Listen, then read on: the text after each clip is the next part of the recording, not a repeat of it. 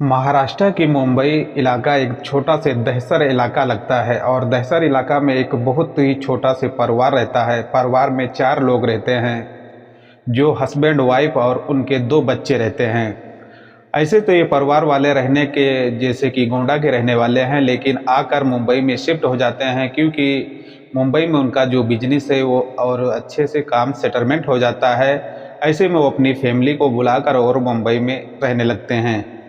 लेकिन कुछ टाइम ऐसा गुजरता है और गुजरने के साथ में जो उसकी वाइफ रहती है, जो पत्नी रहती है, अपने ही पति के साथ में और अपने ही प्रेमी के साथ में मिलकर पति की एक बहुत ही बड़ी हत्या कर देती है। और हत्या करने के बाद में जब इस बात की जानकारी उनके फैमिली मेंबर को, गोंडा को फ़ोन लगाकर बताती है कि हमारे पति तकरीबन 4 दिन से गायब हैं, उनका अता पता कहीं से नहीं लग रहा है। तो इस बात की जब जानकारी उनके फैमिली मेंबर में मिलती है, उनके गांव में मिलती है, तो गांव में एक हाहाकार मच जाता है।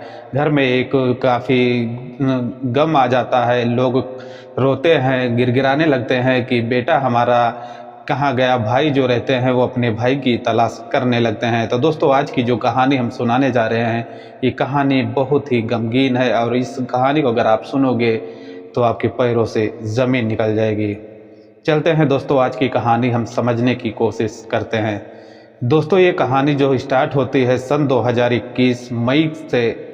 21 मई को अपने ही पति को जो पत्नी रहती है मार देती है और मारने के बाद में अपने ही प्रेमी के संग मिलकर पति को जो लाश रहती है, वो रोड जो रहता है जहाँ पर ये लोग रहते हैं दहशत इलाका में, जहाँ की कॉलोनी थी, उस कॉलोनी में राहगीर का आना जाना काफ़ी रहता है। तो ये बॉडी को जो रहता है बाहर नहीं ले जा पाते। ऐसे में बॉडी को अपने ही ग्राउंड फ्लोर में एक गड्ढा खोदते हैं और गड्ढा खोदने के बाद में देखा जाता है कि टाइल्स जो लगी रहती हैं, टाइल्सों को उखाड़ा जाता है वहाँ पर और उखाड़ कर और इनकी बॉडी को छोटे छोटे टुकड़े करके और ज़मीन में रखकर उनको सीमेंट और डस्ट चुन दिया जाता है। चुनने के बाद में इस बात की जानकारी जो इसकी पत्नी रहती है साहिस्ता जो पत्नी रहती है, ये फ़ोन लगाकर और इसके फैमिली मेंबर को इस बात की जानकारी देती है कि आपका बेटा जो अनीस है, ये तकरीबन 4 दिन से लाफरार चल रहा है। उसकी कहीं से पता नहीं निकल के आ रही है और हम भी काफ़ी परेशान हैं और बच्चे भी हमारे काफ़ी परेशान हैं, अपने अब्बू की तलाश कर रहे हैं। ऐसे में अनीस का जो छोटा भाई रहता है गोंडा से ट्रेन पकड़ता है और मुंबई पहुंचता है। और मुंबई जब पहुंचता है तो अपने भाई के कमरे पे जाता है, जहां पर देखा जाता है कि अनीस लापता चल रहा था। अपने भाभी से बात करता है और बात करने के दौरान पर जो उसका छोटा भाई अनीस का, वो करीबी पुलिस स्टेशन में जाता है और गुमशुदा की जो FIR है ये दर्ज कराता है। तकरीबन 4 दिन से गुजरे हुए अनीस को वहाँ पर FIR लिखाता है कि हमारा भाई जो है 4 दिन से लापता है, उसकी कहीं से तलाश नहीं मिल रही है। हम लोग काफ़ी ढूंढे, अपने नातेदार रिश्तेदार अपने फैमिली में काफ़ी इधर उधर मैं ढूंढता हूँ, मगर कहीं से उनका कुछ पता नहीं निकल के आता। ऐसे में जो पुलिस स्टेशन रहती है वो वहाँ पर शिकायत दर्ज की जाती है और पुलिस जो है इस मामले को लेकर और इस गंभीराई को लेकर जांच करना जो है शुरू कर देती है। दोस्तों, इधर उधर पुलिस ढूंढती है, तकरीबन 15 से 20 दिन गुजर जाते हैं, लेकिन पुलिस के हाथ कहीं से कुछ पता नहीं लगता है। ऐसे में जो अनीस का भाई रहता है वो अपने घर फिर आ जाता है और अपनी भाभी से कुछ पूछता है, तो भाभी लोग जो हैं इसके बारे में कुछ डिटेल नहीं देती हैं। बोलती हैं कि तुम्हारा भाई काम पर गया था सुबह और सुबह से ही काम पर से वापस घर नहीं आया है। ऐसे में जो उसकी एक भतीजी रहती है वो तकरीबन 8-9 साल की थी, उसको ये पूरी घटना जो है मालूम था। जब अपने चाचू के गोद में जाती है और चाचू को जब पकड़ कर रोने लगती है, तो चाचू जो है इस पूरे घटना को समझ जाता है कि कुछ इसमें गड़बड़ी है, इसलिए हमारी भतीजी जो है हमारे तरफ आकर और हमारी बाहों में आकर रोने लगती है। चाचू जो उसका रहता है तुरंत ही पुलिस स्टेशन में लड़की को लेकर जाता है और लड़की को लेकर जाने के बाद में पुलिस स्टेशन में जब वो लड़की कुछ अपनी आँखों की देखी हुई बातें जब बताता है तो पुलिस जो है वहाँ से आती है। आने के बाद में सहायता परवीन के जो रूम रहता है, जो घर रहता है, वहाँ पर काफ़ी तेज़ी से तलाशी जो है पुलिस शुरू कर देती है। ऐसे में पुलिस को वहाँ से कोई कामयाबी नहीं मिलती है, मगर पुलिस जो रहती है अपना सोच और अपना दिमाग वो लगाती रहती है। ऐसे में पुलिस जो रहती है जब ग्राउंड फ्लोर पर जाती है तो वहाँ पर कुछ उसको टाइल्स और कुछ वहाँ पर जो निर्माण का कुछ ताज़ा तर दिखाई दे दिया तो पुलिस जो है उसको काफ़ी केयर करता है कि ये टाइल्स जो है ये अभी टूटी और नई टाइल्स से लगी, और उसको काफ़ी देखकर पुलिस जो रहता है इस मामले को काफ़ी गंभीरता से लेकर उसको खुदवाने की कोशिश करता है। हालांकि पुलिस वहाँ पर तकरीबन 4 लोग को बुलाती है। 4 लोग मज़दूर पहुँचते हैं और वो टायर को उखाड़ते हैं, और टाइल को तोड़ने के बाद में देखा जाता है कि जब काफ़ी टाइल निकालने के बाद में देखा जाता है कि एक सीमेंट की लेयर और अंदर डाल दी गई थी। जब उस टाइल सीमेंट की लेयर को तोड़ा जाता है तो काफ़ी मुश्किलों से वो टूटता है, और टूटने के बाद में जब खुलता है तो देखा जाता है कि उसमें एक व्यक्ति की हाथ, पैर और छोटे छोटे जो टुकड़े हैं उसमें से निकलते हैं।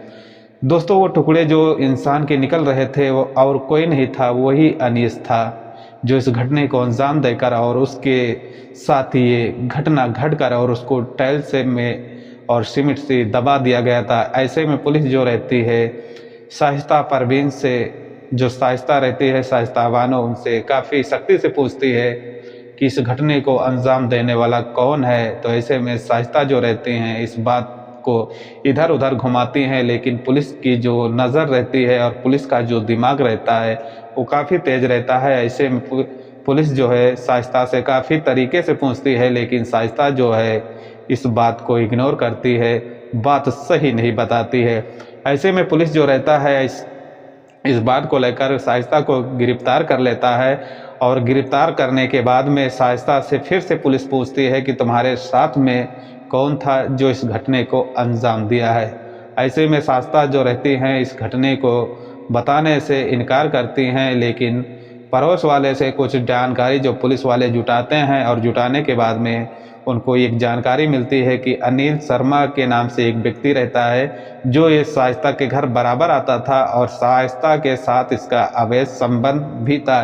इस बात को लेकर इसका पति जब विरोध करता था तो शाइस्ता जो है अपने ही पति के ऊपर काफ़ी गर्मी निकालती थी, और गर्मी के साथ साथ देखा जाता है कि पति की ही टॉर्चर करते थे कि हमारे ऊपर काफ़ी आप गलत इल्ज़ाम लगाते हैं। लोग जब वहाँ पर पुलिस को जानकारी देते हैं तो पुलिस जो रहता है अमित मिश्रा को ही गिरफ्तार करता है, और गिरफ्तार करने के बाद में जब शाइस्ता के सामने पेश करता है तो शाइस्ता की जो चेहरे की चमक रहती है वो उड़ जाती है, और उड़ने के बाद में सारी हकीकत शाइस्ता ही कबूलने लगती है।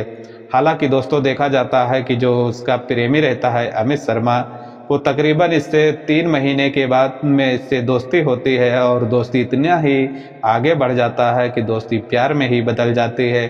और बदलने के बाद में दोस्त और शाइस्ता मिलकर, जो प्रेमी और प्रेमिका मिलकर अपने ही पति की हत्या करके और अपने ही पति की टुकड़ा टुकड़ा करके और लाश को, और जो देखा गया है कि सीमेंट और डस्ट से उसको चुन दिया जाता है, और इस बात की जानकारी इनके फैमिली मेम्बरों को दी जाती है कि अनीस जो है लापता है।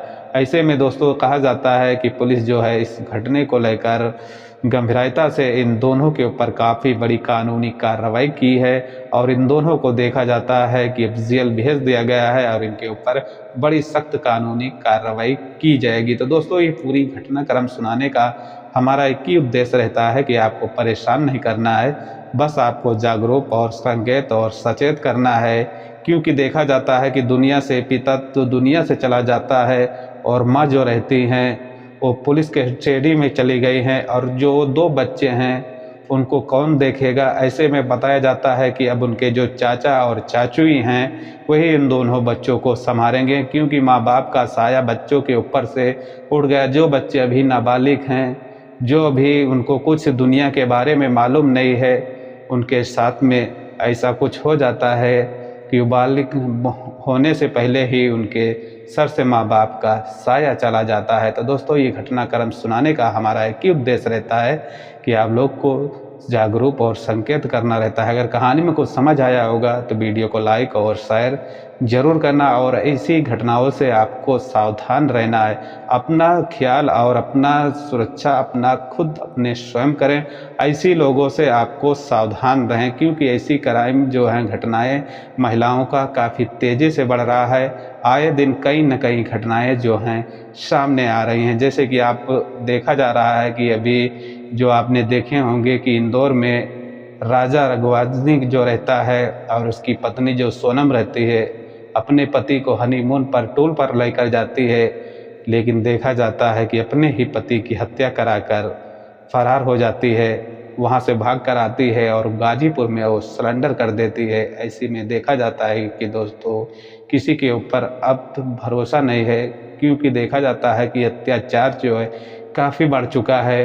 प्यार मोहब्बत में काफ़ी लोग पागल हो चुके हैं। लोगों को ये नहीं मालूम रहता है कि अगर इस घटने को हम अंजाम देते हैं तो अंतिम में हमारे साथ क्या होगा। तो दोस्तों, ये कहानी में कुछ समझ आया होगा तो लाइक और शेयर जरूर करना। मिलते हैं एक नेक्स्ट कहानी में।